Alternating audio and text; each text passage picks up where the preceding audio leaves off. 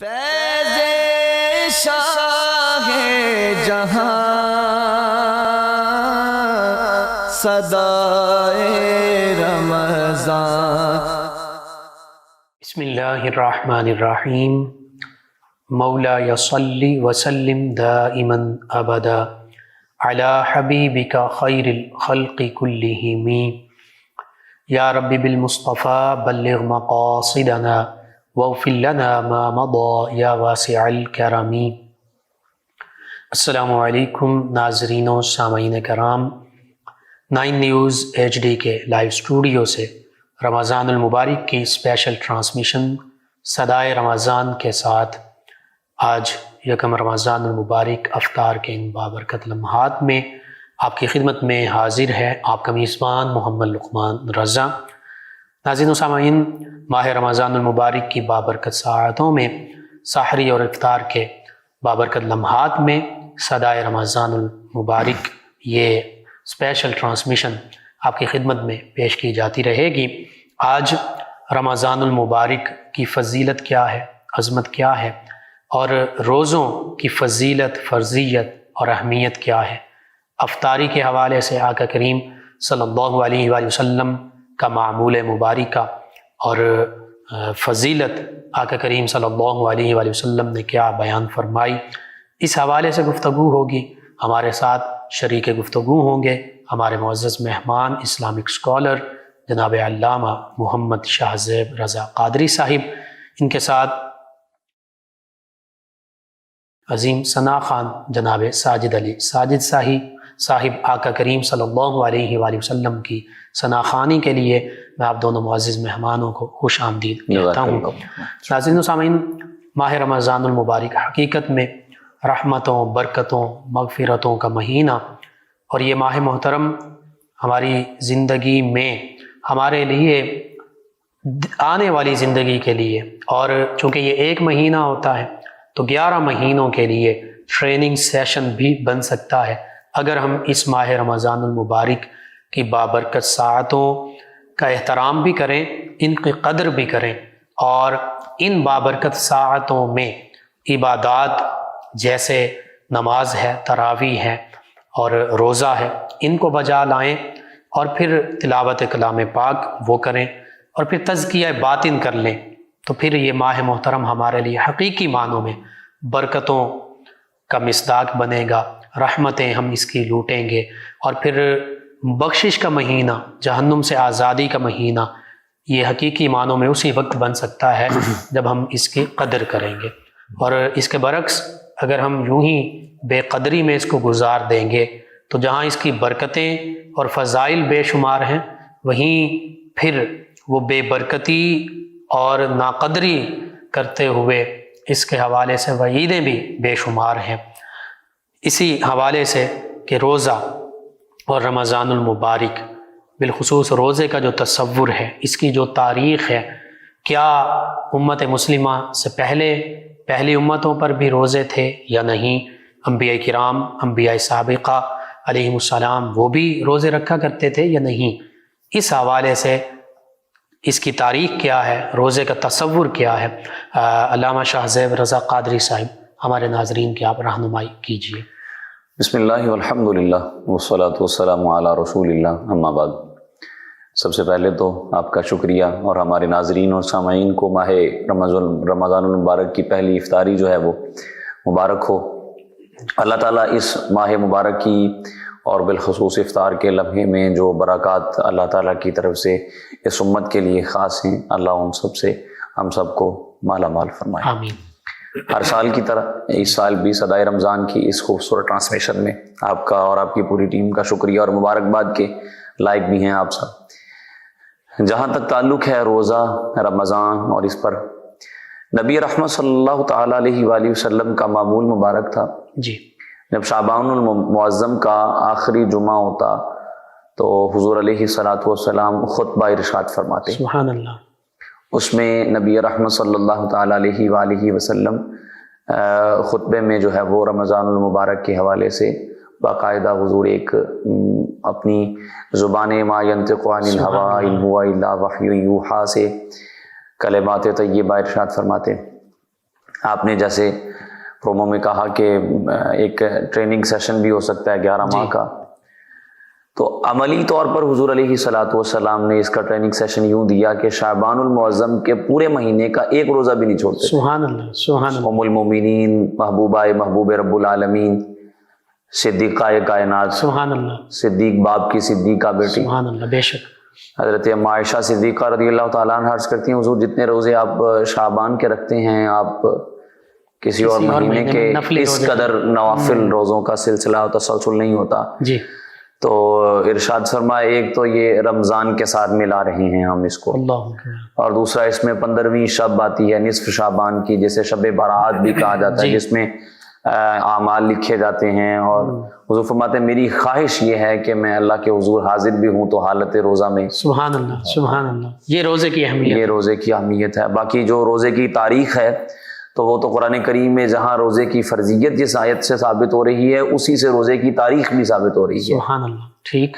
یا ایھا الذین آمنوا کتب علیکم الصیام کما کتب علی الذین من قبلکم، جی، تم سے پہلے لوگوں پر جیسے روزے فرض کیے گئے تھے۔ جی، فرق یہ ہے کہ جیسے ہمیں پورا ایک ماہ عطا فرما دیا گیا جی، اللہ کے خاص کرم سے، حضور کے توسل سے، ان کے ہاں یہ پورے ایک ماہ کا کانسیپٹ نہیں تھا، صحیح۔ 3 روزے تھے۔ داؤد علیہ السلام جیسے آپ نے انبیاء کے بارے میں کہا ایام 20 کے روزے رکھے جاتے تھے، اس انداز سے روزے کی باقاعدہ ہسٹری تھی۔ صحیح۔ اچھا، شروع کہاں سے ہوا؟ علامہ اسماعیل حقی رحمۃ اللہ علیہ کی قرآن کریم کی ایک تفسیر ہے، اس کا نام ہے روح البیان۔ جی، اسی آیت کے تحت انہوں نے لکھا ہے کہ ملک تحمورس تیسرا یہ بادشاہ گزرا ہے جی، حضرت آدم علیہ السلام کی اولاد سے، ٹھیک۔ تو اس کے زمانے میں قحط پڑا۔ جب قحط پڑا تو اس نے اعلان یہ کیا کہ جو ایک وقت کا کھانا کھایا جائے گا، جی، ایک کا نہیں کھایا جائے گا، جس میں لوگ کھا لیں گے دوسرے جو ہے وہ اس میں نہیں کھائیں گے، ٹھیک ہے، اور جنہوں نے پہلے کھایا ہے وہ دوسرے وقت کے کھانے میں دوسروں کو کفایت کریں گے، ٹھیک ہے۔ اس انداز سے اس قحط کو جو ہے وہ اس پیرائے میں اس نے کور کیا، اور اللہ کو اس کی یہ ادا اتنی پسند آئی کہ وہیں سے روزے کا کانسیپٹ جو ہے نا وہ اللہ تعالیٰ نے اپنے بندوں کو عطا فرما دیا۔ صحیح، ٹھیک۔ اور اس میں فلسفہ کیا ہے؟ جی، اللہ کریم نے جو یہ فرمایا تم سے پہلوں پر بھی فرض کیا گیا ہے، جی، اس میں لاجک کیا ہے؟ یہ ارشاد کیوں فرمایا؟ اس کا ہمارے مفسرین جواب یہ دیتے ہیں کہ جب کوئی بندہ مشکل کام کر رہا ہو نا تو باقی سارے سہولت سے آرام سے بیٹھے ہوں تو اس کو یوں لگتا ہے کہ شاید یہ مشکل کام میں ہی کر رہا ہوں، جی، تو اسے اور مشکل نظر آتا ہے۔ صحیح۔ لیکن اگر اسے یہ بھی کہا جائے نا ساتھ یہ کہ اگر وہ جو تم سے پہلے بیٹھے ہوئے نا تمہارے ارد گرد آرام اور سکون سے، وہ بھی اسی ٹریک سے گزرنے کے بعد، اسی رستے سے گزرنے کے بعد یہاں پر پہنچے ہیں، وہ بھی یہ کام کرتے رہے، وہ بھی یہ کام کرتے رہے ہیں۔ صحیح۔ آپ والی چکی پیسنے کے بعد ہی وہ اس کرسی پہ آ کے بیٹھے ہیں، ٹھیک ہے۔ تو اس کے لیے پھر کچھ نہ کچھ اس میں فلیکسیبلٹی ہو جاتی ہے، اس کو آسانی ہو جاتی ہے کہ ہاں اچھا انہوں نے بھی کیا تو مجھے بھی تو کرنا ہی پڑے گا۔ بالکل صحیح۔ تو اسی انداز سے اللہ کریم نے فرمایا کہ ایمان والو روزے صرف تم پر نہیں فرض کیے گئے، تم سے پہلی امتوں پر بھی باقاعدہ یہ فرض کیے گئے ہیں، تاکہ اسے یہ جو روزے کی محنت شاقہ ہے اٹھانی پڑتی ہے، اسے تکلیف بھوک برداشت کرنی پڑتی ہے، معاصی سے عام ایام میں بھی بچنا ہوتا ہے، منہیات سے منکرات سے، تو اب وہ اور زیادہ محتاط ہو جاتا ہے، اور اس کو یہ ایک تعاون ملتا ہے کہ صرف میں ہی نہیں بلکہ اور بھی امتیں اور بھی لوگ یہ روزہ رکھتے رہے ہیں، تو یہ اس میں بیسک لاجک تھا۔ اور اسی انداز سے رمضان المبارک کی آمد کے حوالے سے جب نبی علیہ الصلوۃ والسلام خطبہ ارشاد فرماتے تھے، بخاری اور مسلم میں متفق علیہ حدیث ہے، مشکات المصابیح میں ہے، حضور علیہ الصلوۃ والسلام فرماتے ہیں اذا جاء رمضان فتحت وفتحت، دونوں الفاظ ہیں حدیثوں میں، ابواب الجنہ اور ابواب السماء کے الفاز بھی آئے ہیں، وغلقت ابواب جہنم وابواب النیران کے الفاظ بھی ہیں، وسلسلت الشیاطین وصفدت الشیاطین۔ سبحان اللہ۔ ارشاد فرمایا کہ جیسے ہی رمضان المبارک کی تشریف آوری ہوتی ہے آسمانوں اور جنت کے دروازے کھول دیے جاتے ہیں۔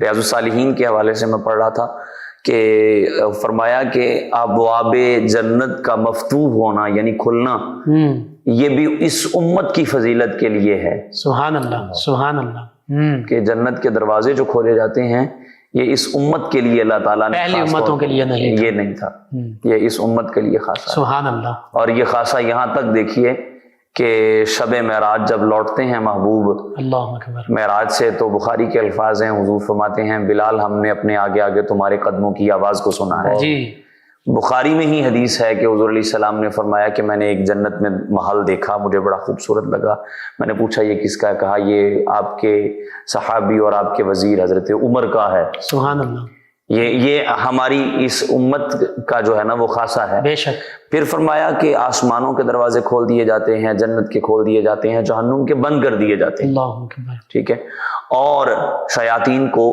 مقید کر دیا جاتا ہے جی بسبب اس وجہ سے کہ مومنین جو ہیں وہ قلت معاصی کا سلسلہ ہوتا ہے، یعنی گناہ کم کرتے ہیں وہ، صحیح، اس وجہ سے پھر ان کو مقید کر دیا جاتا ہے۔ ٹھیک، یہ رمضان المبارک کا ایک خوبصورت سا چھوٹا سا میں نے آپ کے سامنے تعارف رکھا ہے۔ اس کے فضائل اور جو آگے اس کی کمالات ہیں، عظمتیں ہیں، وہ ایک پورا تسلسل ہے۔ بے شک، احادیث کی آپ جی کتب کو اٹھائیے تو ہمارے محدثین نے باقاعدہ اس پر پورے باب چیپٹر قائم کیے ہیں علیحدہ سے۔ تو لعلکم تتقون میں بھی اسی رمضان المبارک کے روزے کا پھر فلسفہ اور اہمیت کا ذکر ہے، مقصد کا ذکر ہے۔ ہمارے ہاں عام طور پہ یا ایھا الذین آمنوا کتب علیکم الصیام کما کتب علی الذین من قبلکم تک تو زور بڑا لگتا ہے، جی روزے رکھے جاتے ہیں۔ صحیح، اب تو روزوں کا رجحان بھی بڑا کم ہوتا جا رہا ہے۔ ہوں، جو فیکٹری جانے والا ہے، آفس جانے والا ہے، کسی کو ہلکا سا بخار آ گیا تو روزہ بہت جلد چھوڑ دیا جاتا ہے، ہوں، اور اس پہ باقاعدہ ایک پروگرام ہونا چاہیے جس میں بتایا جائے کہ کون روزہ چھوڑ سکتا ہے، کس کو ریلیکسیشن ہے، کس کو معافی ہے۔ صحیح، اچھا، اس پہلے پیرے پہ تو ہم پھر بھی غور کر لیتے ہیں، روزہ رکھ جی لیتے ہیں، جی لیکن جو اصل فلسفہ ہے جی، جس سبب سے رمضان کے روزے فرض کیے گئے اس پہ ہماری غور نہیں ہے۔ لعلکم تتقون، ہوں، فرضیت روزہ اور رمضان المبارک کا عطا کیا جانا بسبب یہ ہے کہ تم تقوی اور پرہیزگاری اختیار کرو، سبحان اللہ، تم متقی بن جاؤ، تم مقصد نیک یہ بن ہے، جاؤ۔ ہماری بھوک پیاس سے کیا اللہ تعالیٰ کو لینا دینا؟ بالکل ٹھیک، فرمایا نہیں ہے قرآن کریم میں 17واں سپارہ ہے، لَن يَنَالَ اللَّهَ لُحُومُهَا وَلَا دِمَاؤُهَا وَلَكِنْ يَنَالُهُ التَّقْوَى مِنْكُمْ۔ بالکل صحیح، یہ گوشت اور یہ جو ہے وہ خون یہ نہیں پہنچتے اللہ تک، ہاں پہنچتا ہے تو وہ تمہاری قلبی کیفیات کا جو ہوتا ہے سلسلہ وہ اللہ کی بارگاہ میں پہنچتا ہے۔ مسلم شریف میں حدیث پاک ہے، عام طور پہ ہم اس کو بیان کرتے ہیں، ان اللہ لا ينظر الى صورکم واعمالکم ولکن ينظر الى قلوبکم، صحیح، نہیں دیکھا جاتا تمہاری صور اور صورتیں اور اعمال کو، بلکہ تمہارے قلوب کو دیکھا جاتا ہے۔ اور یہی فلسفہ ہے روزے کا کہ ہم تقوی کیا اختیار کر رہے ہیں کہ چلیں، پہلی بات تو یہ ہے کہ اب تو ہماری کیفیت اس طرح کی ہو گئی ہوئی ہے کہ رمضان المبارک میں بھی ہوٹلز کھلے ہوئے ہیں۔ اللہ اکبر، رمضان المبارک کا ادب و احترام جو ہم اپنے بچپن میں دیکھا کرتے تھے، جی تو اب تو وہ بھی جنرل سٹورز جو ہوتے تھے، کریانہ کی جو شاپس ہوتی تھی، وہ بھی شٹر بند کر دیتے ہوتے تھے، حالانکہ اس پہ تو ضروریات کا جی سامان لینا ہے، کھانے پینے کے علاوہ بھی چیزیں ہوتی ہیں۔ علاوہ بھی اشیاء ہیں۔ اب تو ہوٹلز سر عام کھلے ہوتے ہیں اور لوگ کھا پی رہے ہوتے ہیں، تو اس کے باوجود بھی یہ ہمارے معاشرے کا بہت بڑا المیہ بہت ہے۔ بڑا المیہ، میں نے جیسے پہلے ہی ابھی عرض کیا ہے، تو اس پہ پورا ایک پروگرام رکھا جائے۔ اچھا، اب اس میں رمضان میں تو چلیں بھاگ دوڑ کے ہم کچھ کر لیتے ہیں، جی وہ جو پورا ماہ ہم نے محنت کی ہوتی ہے، اگلے مہینے تو کجا ہم وہ جو یہ چاند رات ہے، جی ہم اس میں ہی وہ سارے کا سارا خراب کر دیتے ہیں۔ لیلۃ الجائزہ، لیلۃ الجائزہ اسے کہا گیا ہے، اور پھر دیکھیں اس سے بڑا نادان شخص کون ہو سکتا ہے کہ جو سارا دن تو کام کرتا رہا اور جب اس کی اجرت کا وقت آیا، مزدوری کا وقت آیا، تو وہ بھاگ جائے، اللہ اکبر، اپنے مالک سے دور ہو جائے، بے شک، اپنے مالک کو ہی ناراض کر بیٹھے، اللہ اکبر، تو اس کے لیے اس سے بڑی اور محرومی کیا ہو سکتی ہے؟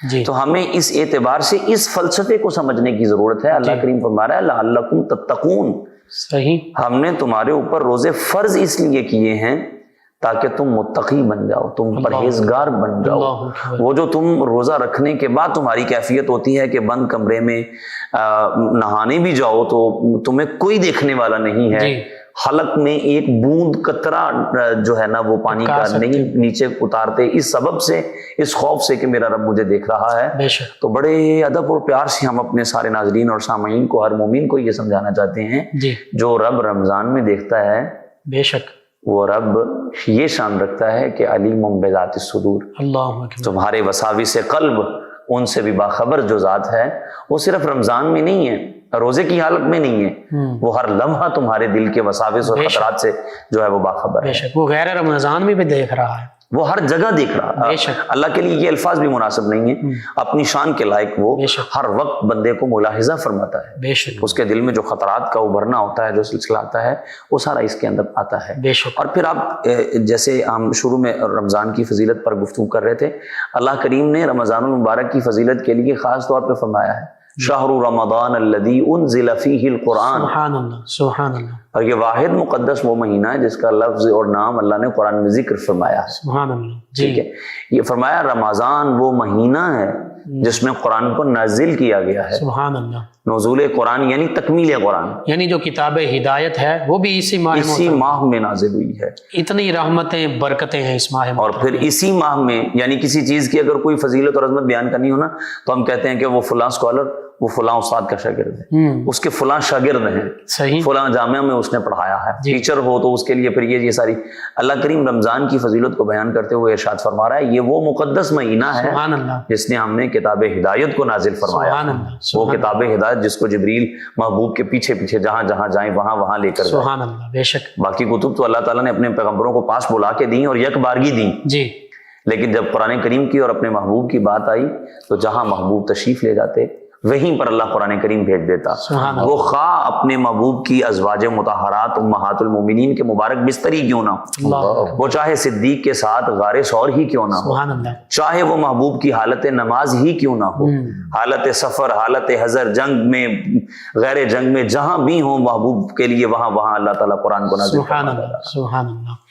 جی ناظرین، رمضان المبارک کی فرضیت، فضیلت اور اہمیت، حقیقت یہ ہے کہ یہ ماہ محترم جیسے ہمارے اسلامک اسکالر گفتگو کر رہے تھے، اس کی اس طرح قدر نہیں کی جاتی، اور بعض اوقات ناقدری میں ہی یہ پورا مہینہ ہم ضائع کر بیٹھتے ہیں۔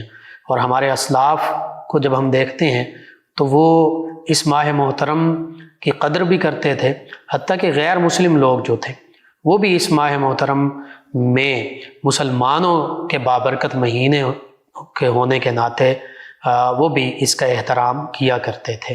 آج ضرورت اس امر کی ہے کہ جہاں ہم اس روزے کی فضیلت پر، فرضیت پر بات کر رہے ہیں، میں آپ ہم سب بحیثیت مسلمان، بحیثیت مومن ان تعلیمات پر کما حق عمل کرنے والے بھی بن جائیں۔ اسی لیے یہ پروگرام بھی آپ کی خدمت میں پیش کیا جا رہا ہے 9 نیوز HD کے لائیو اسٹوڈیو سے۔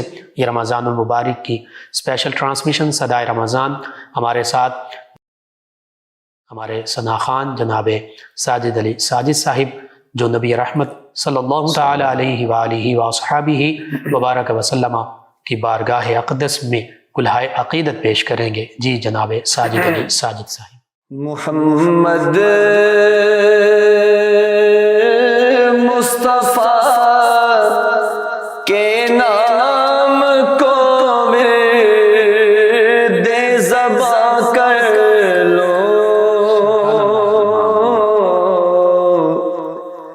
دل برباد کو رش کے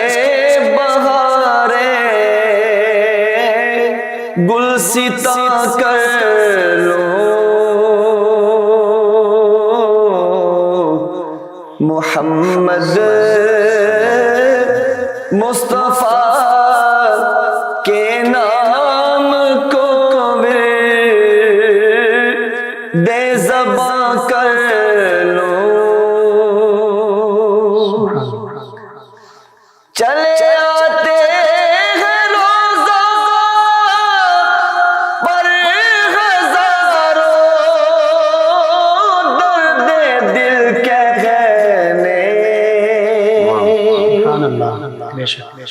چلے آتے ہیں روزہ پر ہزاروں، درد دل کہنے،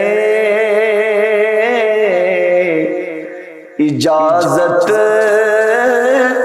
ہو تو میں بھی داستانے غم بیان کر سبحان اللہ. اجازت ہو تو میں بھی داستانے غم بیاں کر لوں. سبحان اللہ. دکھا دو چیر کر سینہ تجھے گیسوں والے. دکھا دو چیر کر سینہ تجھے گیسوں والے. میں اپنی حسرت برباد کو تجھ پر عیاں کر لوں. میں اپنی حسرت برباد کو تجھ پر عیاں کر لوں. پہنچ ہی جاؤں گا ایک دل میں طیبہ کی فضاؤں میں. پہنچ ہی جاؤں گا ایک دل میں طیبہ کی فضاؤں میں. میں کچھ دن اور آہ نار کا انتہا کر لوں.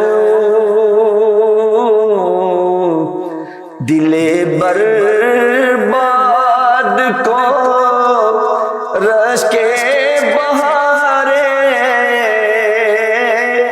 گلستاں کر لوں. ولی اس سخت روزے کے تصور کا نتیجہ ہے. ولی اس سخت روزے کے تصور کا نتیجہ ہے کہ جس ویران کو دیکھوں اسے جنت لکھا کر لوں. کہ جس ویران کو دیکھوں اسے جنت لکھا کر لوں. محمد مصطفیٰ کے نام کو دے زباں کر لوں. دل برباد کو رش کے بہارے گلستاں کر لوں. جزاک اللہ. ماشاء اللہ ماشاء اللہ. جی ناظرین و سامعین، 9 نیوز HD کے لائیو اسٹوڈیو سے رمضان المبارک کی اسپیشل ٹرانسمیشن صدائے رمضان اس کے ساتھ آپ کی خدمت میں موجود نبی کریم صلی اللہ علیہ وآلہ وسلم کی بارگاہ ناز میں گلہائے عقیدت بڑے آسن انداز کے ساتھ پیش کر رہے تھے. رمضان المبارک کی فرضیت، فضیلت، اہمیت، اس پر گفتگو ہو رہی تھی. ہمارے ساتھ شریک گفتگو ہیں علامہ محمد شاہ زیب رضا قادری صاحب.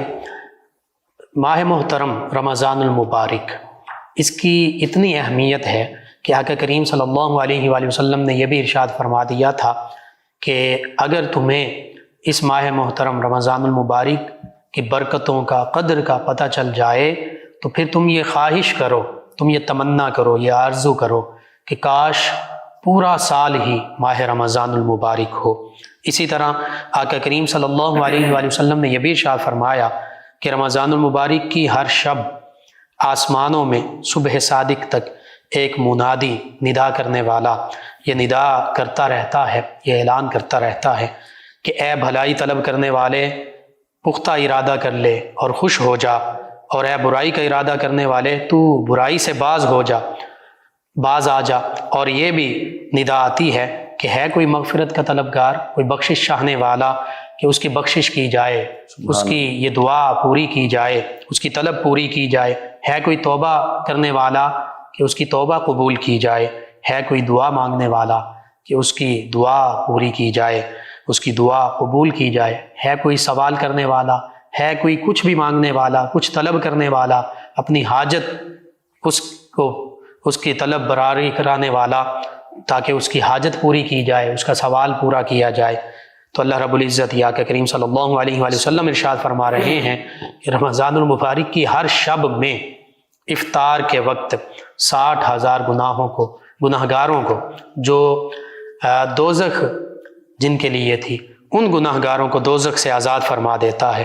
اور پھر عید کے دن جو کہ پھر بندہ مومن کے لیے اس کی محنت کے ثمر آور ہونے کا دن ہے، فرمایا عید کے دن سارے مہینے کے برابر گناہ گاروں کی بخشش کر دی جاتی ہے۔ یہ رمضان المبارک کے ماہ محترم کی سحری کی فضیلت ہے، یہ افطار کی فضیلت ہے، افطار کے وقت کی فضیلت ہے کہ صبح سے لے کر شام تک، سحری سے لے کر افطار تک، اور پھر افطار سے لے کر سحری تک یوں اللہ تعالیٰ کی رحمت جو ہے وہ ندا دے رہی ہے، اللہ تعالیٰ کی رحمت ہمیں بلا رہی ہے کہ اے بندہ مومن، اگر تو گناہ گار بھی ہے، اگر تو باقی مہینوں میں گناہوں کے دلدل میں دھنسا ہوا تھا، اس بابرکت مہینے میں، سحری کے بابرکت لمحات میں، افطاری کے بابرکت لمحات میں روزہ رکھ کر، روزے کے علاوہ دیگر عبادات جو ہیں وہ بھی پوری کر کے تو میری رحمت کا مصداق بن جا، یا کہ کریم صلی اللہ علیہ وآلہ وسلم ہمیں یوں ترغیب ارشاد فرما رہے ہیں۔ اور پھر ہم بدبخت ہیں اگر ہم روزہ بھی نہ رکھیں، سحری میں اللہ تعالیٰ کی بارگاہ میں ان لمحات میں گر گڑا کر التجا نہ کریں، توبہ نہ کریں، افطار کے وقت اللہ تعالیٰ کی بارگاہ میں حاضر نہ ہو، نمازوں میں اللہ کی بارگاہ میں حاضر نہ ہو، تراویح میں حاضر نہ ہو، تو پھر ہم سے بڑا کوئی بدبخت نہیں ہے۔ اسی حوالے سے مزید گفتگو کرتے ہیں جناب علامہ محمد شاہ زیب رضا قادری صاحب۔ جی، رمضان المبارک کی برکتیں، رحمتیں بے شمار، عشرہ رحمت بھی ہے اس حوالے سے، اور پھر افطاری کے حوالے سے افطار کی فضیلت کیا ہے، اللہ تعالیٰ کی رحمتوں اور برکتوں کا نزول کیسے ہوتا ہے، پھر پیارے آقا صلی اللہ علیہ وآلہ وسلم کا اپنا معمول مبارکہ کیا تھا، تاکہ ہم سننے والوں کو، دیکھنے والوں کو بھی اس سے ایک احساس بھی پیدا ہو، جذبہ ملے کہ رمضان المبارک کو ہم نے کیسے گزارنا ہے۔ دیکھیں بخاری شریف میں حدیث پاک ہے، نبی رحمت صلی اللہ علیہ وسلم فرماتے ہیں کہ اللہ کریم فرماتا ہے کل عمل ابن آدم لہو الا الصوم فإنہ لی انا اجزی بھی۔ سبحان اللہ، ہر عمل جو ہے وہ ابن آدم کا وہ اس کے لیے ہی، جی، لیکن روزہ وہ خاص میرے لیے۔ سبحان اللہ، سبحان اللہ۔ اور عمل جیسا ہوگا اس کا اتنا ہی اجر ملے گا۔ احادیث میں 10 سے لے کے 700 گنا تک اجر کی بشارت ہے۔ بالکل ٹھیک ہے۔ من جاء بالحسنہ فلہ عشر امثالھا، یہ قرآن کریم ہے۔ صحیح، جو ایک نیکی لائے تو ہم اس کو 10 گنا بڑھا کے دیتے ہیں۔ سبحان اللہ۔ اچھا 700 تک کا احادیث میں فگر ملتا ہے کہ اس کو اتنا بدلہ ملتا ہے، لیکن اللہ کریم فرما رہا ہے کہ جو روزہ ہے وہ خاص میرے لیے ہے، سبحان اللہ، اور اس کی جزا بھی میں خود عطا فرماتا ہوں۔ سبحان اللہ، اور وفی روایت، اور دوسری روایت میں الفاظ ہیں وَأَنَا أُجْزَا۔ سبحان اللہ۔ ادھر تو یہ فرمایا کہ جزا میں دوں گا، اور ادھر فرمایا جزا ہی میں خود ہوں۔ سبحان اللہ، سبحان اللہ۔ جس نے روزہ رکھ لیا گویا اس نے اپنے رب کو پا لیا۔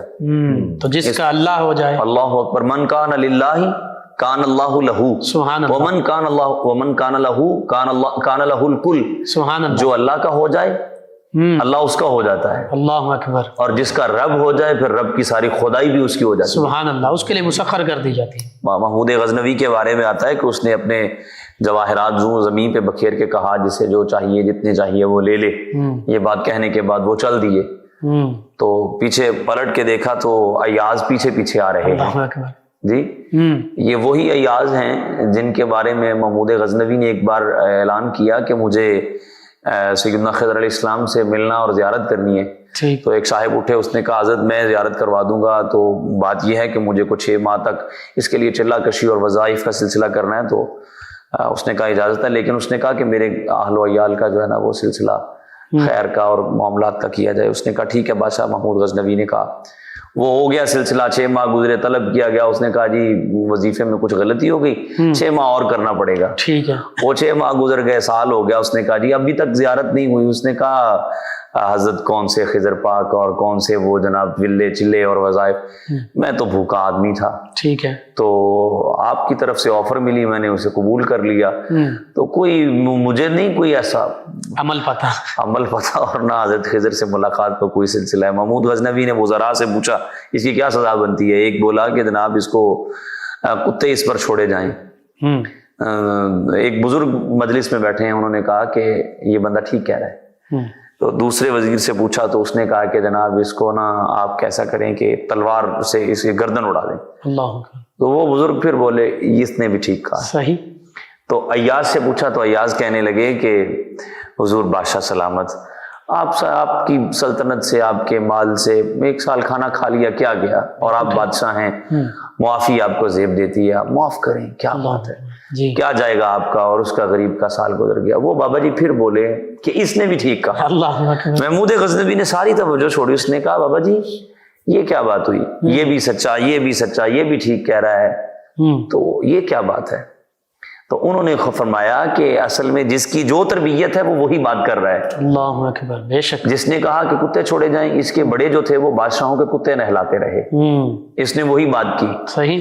یہ جو جس نے کہا کہ تلوار سے, یہ قصاب تھے اس کے بڑے, اس نے وہ بات کی. صحیح. اور جو ایاز نے بات کی, اس کے بڑوں نے جو تربیت کی تھی اس نے بھی وہی کی. اللہ. کہا یہ سید ہے, اور کربلا میں جو انہوں نے داستان رقم کی تھی, معافی کی, وہ انہی کا خاصہ تھا, لہٰذا آج اس نے بھی وہی بات کی جو اس کے بڑوں کی تربیت تھی. محمود غزنوی اٹھ کے کھڑے ہو کے کہنے لگے آپ سید ہیں, آج پتہ چلا, اور آج تک آپ نے یہ راز مخفی رکھا, بتایا نہیں. تو ایاز اٹھ کے کہنے لگے حضور اگر میرا راز نہیں رہنے دیا نا تو رہنے آپ کا بھی نہیں دوں گا. محمود غزنوی سے کہنے لگے خضر بھی تو یہی ہیں جو آپ سے باتیں کر رہے ہیں. یہی ایاز محمود غزنوی کے پیچھے چل رہے ہیں. اقبال نے بھی کہا تھا نا, ایک ہی صف میں کھڑے ہو گئے محمود و ایاز, نہ کوئی بندہ رہا نہ. یہ اس سبب سے تھا. تو انہوں نے کہا کہ آپ کو ہیرے جواہرات کا نہیں یہ سب چاہیے. انہوں نے کہا آپ نے کہا ہے جسے جو چاہیے بولے. بالکل صحیح. تو مجھے ہیرے نہیں بلکہ ہیروں والا چاہیے. تو میں اس کے لیے آ گیا. تو بلا تشبیہ و تمثیل روزہ رکھنے والے کے لیے فرمایا کہ اس کے لیے جزا جو ہے وہ اللہ رب العالمین کی ذات ہی خود ہے. وہ کسی نے کہا تھا نا تجھ سے تجھی کو مانگ کر مانگ لی ساری کائنات.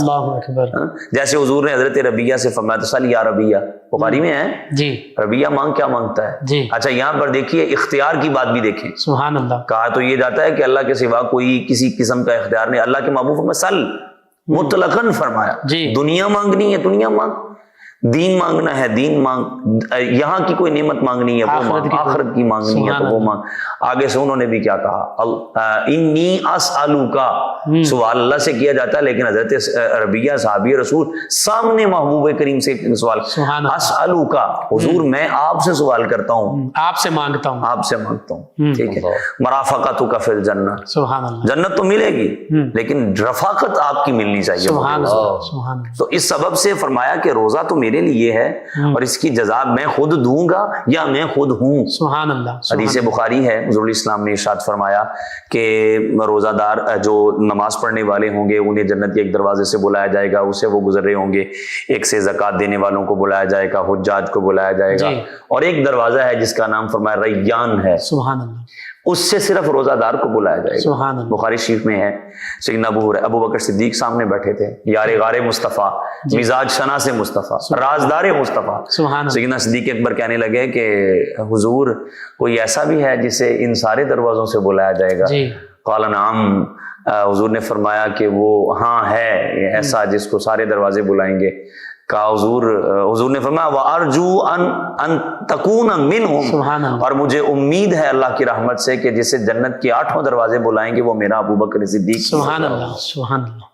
روزے کے اوپر آپ دیکھیں نبی کریم علیہ السلام نے پھر بخاری شریف کی حدیث ہے من صام رمضان ایمانا و احتسابا غفر له ما تقدم من ذنبه، سبحان اللہ، جس نے ایک روزہ رکھا رمضان کا جی ایمان کے ساتھ اور اپنا جائزہ اور محاسبہ نفس، جیسے آپ شروع میں کہہ رہے تھے تزکیہ نفس کے ساتھ اور جو روزے کا فلسفہ ہے اس کے ساتھ رکھے، جی سابقہ زندگی میں جتنے گناہ ہوئے ہیں اللہ کریم ان سب کو معاف فرما دیتا ہے۔ سبحان اللہ، سبحان اللہ، یہ اس کو فضیلت دی جاتی ہے۔ روزے کے متعلق ایک حدیث پاک میں آیا، فرمایا نبی علیہ الصلوۃ والسلام نے جس نے اللہ کی رضا کے لیے روزہ رکھا، جی اللہ اس کے اور جہنم کے مابین ایک خندق بنا دیتا ہے، اللہ اکبر، ٹھیک ہے۔ اور حضور الاسلام فرماتے ہیں وہ خندق کا جو درمیانی فاصلہ ہے وہ جتنا زمین اور آسمان کے مابین ہے اتنا اس خندق اور روزہ دار کے درمیان کر دیا جاتا ہے۔ سبحان اللہ، سبحان پھر بخاری شریف میں حضور الاسلام نے فرمایا لسائم فرحتان، اللہ، روزہ دار کے لیے دو خوشخبریاں ہیں، سبحان اللہ، دو خوشیاں ہیں، عند افطاری ہی،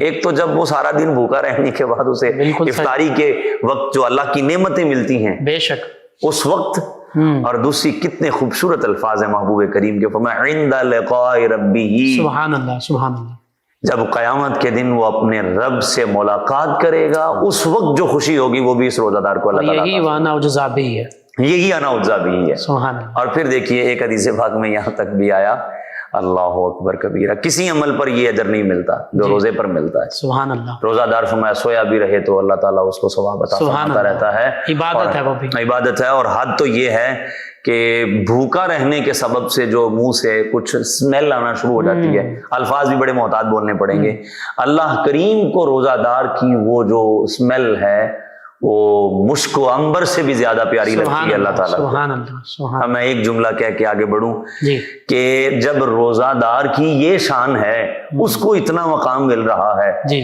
جس نبی کے صدقے یہ روزے ملے ہیں اس مصطفیٰ کا مقام اللہ کی سبحان بارگاہ میں اللہ، کیا ہوگا۔ سبحان اللہ، بے شک، اب رہا روزہ افطار کرانے کے متعلق نبی علیہ السلام کی بخاری شریف کی حدیث ہے، فرمایا لوگ ہمیشہ خیر پر رہیں گے جب تک افطاری کے اندر جلدی کرتے رہیں، بالکل ٹھیک ہے، افطاری کا افطار وقت جلدی ہونے کرنا پر، چاہیے، ٹھیک ہے۔ بالکل صحیح، اچھا، اب نبی علیہ الصلوۃ والسلام کی معجم کبیر کی حدیث ہے، فرمایا جس نے اپنی حلال کمائی سے کسی کو روزہ رکھوایا جی، اور روزہ افطار کروایا، سارا رمضان فرشتے اس کے لیے استغفار کرتے ہیں، سبحان اللہ، اور لیلۃ القدر میں جناب جبریل امین اس کے لیے استغفار کرتے ہیں۔ سبحان اللہ، سبحان اللہ، دوسری حدیث پاک میں آیا، مسند ابو یعلا کی حدیث ہے، نبی علیہ الصلوۃ والسلام نے فرمایا جس نے اپنی حلال کمائی سے کسی کو روزہ افطار کرایا، اللہ کریم کے ملائکہ اس پر پورا رمضان اس پر جو ہے وہ درود بھیجتے ہیں، رحمت بھیجتے ہیں، اور لیلۃ القدر میں اس افطار کروانے والے سے جناب جبریل مصافحہ کرتے ہیں، سبحان اللہ، سبحان اللہ، جو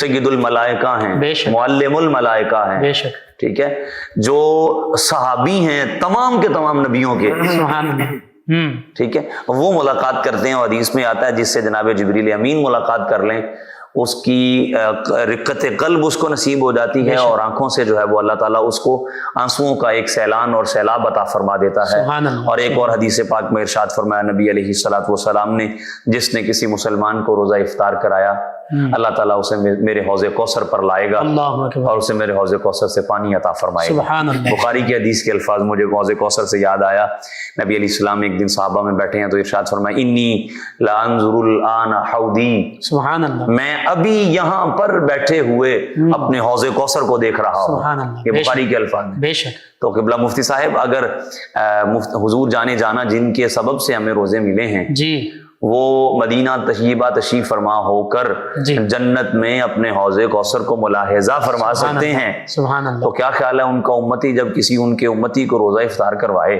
بے شک، تو وہ محبوب ان کو نہیں اس وقت دیکھتے اور درود پڑھنے والے کو نہیں دیکھتے، دیکھتے تو کیسا وہ منظر ہوگا۔ اور یہ بھی مشکات کی حدیث ہے، فرمایا ہمارے حوض کے 4 کونے ہیں، حوض عام طور پہ گول ہوتا ہے نا، جی، جی، تو سرکل میں ہوتا ہے، جی، فرماتے ہیں ہمارا حوض جو ہے وہ مربع شکل میں ہے، 4 کونے ہیں، ان 4 کونوں پر میرے 4 یار بیٹھے ہوں گے، سبحان اللہ، سبحان اللہ، ابو بکر، فاروق، عثمان، اور چوتھے نمبر پہ مولا علی شیر خدا ہوں گے، اور فرمایا میرے حوض پر جو ہے وہ پیالے آسمان کی ستاروں کی تعداد کے برابر ہیں۔ سبحان اللہ، کتنا باریک نقطہ ہے، حضور یہ بھی جانتے ہیں کہ اس پر پیالے کتنے پڑے ہیں، اور وہ پیالے آسمان کی ستاروں کی تعداد کے مثل ہیں، سبحان اللہ، اور فرمایا حضور علیہ الصلوۃ والسلام نے جسے میرے حوض کوثر سے پانی ایک ایک بار پلا دیا جائے گا، وہ داخل جنت ہونے تک دوبارہ کبھی پیاسا نہیں ہوگا۔ سبحان اللہ، یہ رمضان المبارک کی فضیلتیں ہیں اور افطار کی فضیلتیں ہیں، حتیٰ کہ آقا کریم صلی اللہ علیہ وآلہ وسلم کی تعلیمات میں تو یہاں تک ملتا ہے کہ افطاری کروائی جائے، چاہے ایک گھونٹ پانی ہو، چاہے ایک کھجور ہو، اس پر بھی پھر کھجور پر فضیلتیں ہیں باقاعدہ۔ جی آپ یہاں تک دیکھیے نا، بخاری میں ہے نا کہ ایک بد کردار عورت تھی، اللہ کریکٹر لیس تھی، جی اس نے پیاسے کتے کو پانی پلایا، اللہ بلی کو یا کتے کو، مغفرت ہو گئی؟ بے شک۔ اچھا، وہ امم سابقہ میں سے تھی، ٹھیک ہے۔ تو اب اگر محبوب کریم علیہ السلام کا امتی سبحان اللہ، اللہ کے حکم پر جی اللہ کے بندے کو روزہ افطار کروائے تو اللہ اس کو کتنا اجر دے گا۔ سبحان اللہ۔ اور میں ایک مثال دے دوں، آپ کی اور میرے بچے سے، میں آپ کے بچوں سے، آپ میرے بچوں سے پیار کریں، اسے شفقت سے، اس کو محبت سے بوسہ دیں، اس کو تحفہ دے دیں، کوئی چیز دے دیں، آپ میرے نزدیک، میں آپ کے نزدیک کتنا محبوب اور پیارا ہوں گا۔ اللہ اکبر۔ اتنا تو ہم اپنی اولاد سے پیار نہیں کرتے جتنا رب اپنے بندے سے کرتا بے شک، بے ہے، شک۔ حضور اپنے امتی سے کرتے ہیں۔ سبحان اللہ۔ جب ہم اللہ کے حکم اور حضور کی اطاعت میں کسی روزہ دار کو افطار کروائیں گے، وہ بھی اپنی بساط کے مطابق، جی تو اللہ تعالیٰ اور اس کے محبوب ہم سے پھر کتنا راضی ہیں۔ سبحان اللہ، سبحان اللہ، بے شک۔ جی ناظرین، رمضان المبارک کی یہ برکتیں ہیں، سحر کی یہ برکتیں ہیں، افطار کی اور رمضان المبارک کے روزوں کی برکتیں، اور حقیقت یہ ہے کہ ہماری بخشش کا ذریعہ ہیں یہ لمحات، یہ روزے، یہ عبادات، یہ معاملات، یہ اخلاقیات، یہ سحری، یہ افطاری کروانا، یہ سارے بخشش کے ذریعے ہیں۔ تو ہمیں چاہیے کہ ہم اپنی بخشش کے یہ ذریعے اپنا لیں، تاکہ کل روز محشر جب اللہ تعالیٰ کی بارگاہ میں حاضر ہوں تو پھر ہمیں شرمندہ نہ ہونا پڑے۔ جی ناظرین، آخر میں چاہوں گا اپنے معزز مہمان اسلامک اسکالر جناب علامہ محمد شاہ زیب رضا قادری آپ سے کہ آپ دعا کر دیجیے۔ بسم اللہ الرحمن الرحیم، الحمد للہ رب العالمین، والصلاة والسلام علی خاتم النبیین، جزا اللہ عنا سیدنا و مولانا محمد صلی اللہ علیہ وسلم ما هو اہلہ، ربنا آتنا فی الدنیا حسنہ وفی الآخرۃ حسنہ وقنا عذاب النار۔ خلاق عالم، اپنے پیارے محبوب صلی اللہ علیہ وسلم کے صدقے سے ہم نے جو روزہ رکھا اور افطار کا وقت ہے، اس وقت جو دعائیں قبول ہوتی ہیں، یا اللہ وہ ہم سب کو عطا فرما۔ جہنم سے نجات پانے والے اشخاص اور افراد میں یا اللہ ہم سب کا نام درج فرما دے، ہمارے والدین کا، ہمارے محبین اور یا اللہ متعلقین و متوسلین، ہمارے یا اللہ جتنے بھی معاونین ہیں، ان سب کو اس خاص رحمت والے برکت والے وقت میں اپنی خاص رحمت و برکتوں کا حصہ نصیب فرما، حصہ وافر عطا فرما۔ خلاق عالم، اپنی رحمت کاملہ کے صدقے سے امت مسلمہ کو عروج عطا فرما، اس کی نشرت ثانیہ کے لیے یا اللہ ہمیں اپنا کردار ادا کرنے کی توفیق عطا فرما۔ یا الہ العالمین، اسلام کا بھول بھالا فرما، اور اسلام کے مخالفین یا اللہ ان کو نیست و نابود فرما۔ خلاق عالم، اپنی رحمت کاملہ کے صدقے سے ہمیں رمضان المبارک کی تعظیم، اس کی یا اللہ جتنی برکات ہیں وہ سب، اور اس کے جو آداب اور تقاضے ہیں انہیں پورا کرنے کی توفیق عطا فرما۔ نزا کے وقت میں ایمان پر خاتمہ اور سلامتی نصیب فرما۔ وصلی اللہ تعالی علی حبیبہ خیر خلقہ سیدنا و مولانا محمد وعلی آلہ وصحبہ۔ جی ناظرین و سامعین، 9 نیوز HD کے لائیو اسٹوڈیو سے رمضان المبارک کی اسپیشل ٹرانسمیشن آج یکم رمضان المبارک افطار کے ان بابرکت لمحات میں آپ کی خدمت میں پیش کی جا رہی تھی۔ آج کا پروگرام اختتام پذیر ہوتا ہے۔ اپنے میزبان محمد لقمان رضا، ہمارے معزز مہمان، ہماری ٹیم کو اجازت دیجیے۔ آخر میں جناب ساجد علی ساجد صاحب نبی رحمت صلی اللہ تعالی علیہ وآلہ وصحبہ وبارک وسلم کی بارگاہ اقدس میں گلہائے عقیدت پیش کریں گے۔ جی جناب ساجد علی ساجد صاحب۔ زیرا رحمت کن نظر برہا لے زارم یا رسول اللہ، زیرا رحمت کن نظر برہا لے زارم یا رسول اللہ، غریبم بے نوایم خاک سارم یا رسول اللہ، غریبم بے نوایم خواہ زیداگے ہجر تو کے دل فگارم یا رسول اللہ زیداگے ہجر تو کے دل فگارم یا رسول اللہ بہارے صد چمن در سینہ دارم یا رسول اللہ غریبم بے نوایم خواہ توئی تسکین دل آرام جہاں صبر و قرار من توئی تسکین دل آرام جہاں صبر و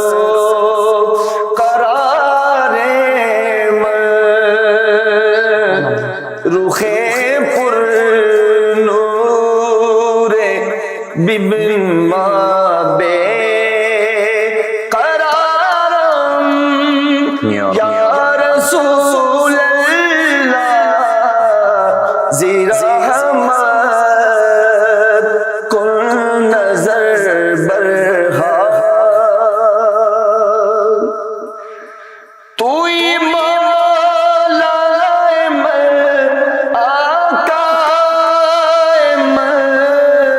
توئی جانے من توئی مولا من آقا من توئی تو جانے من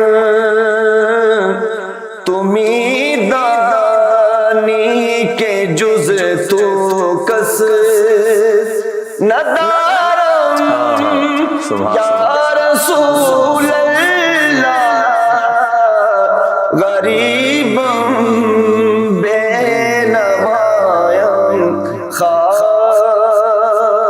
سبحان اللہ دم آخر نمائی جلوہ دیدار جہاں میرا دم آخر نمائی جلوہ دیدار جہاں میرا زلطف تو ہمیں امیدوارم یا رسول اللہ زلطف تو ہمیں امیدوارم یا رسول اللہ زی رحمت کن نظر برہا لے زارم یا رسول اللہ غریبم بے نوایم خاک سارم یا رسول اللہ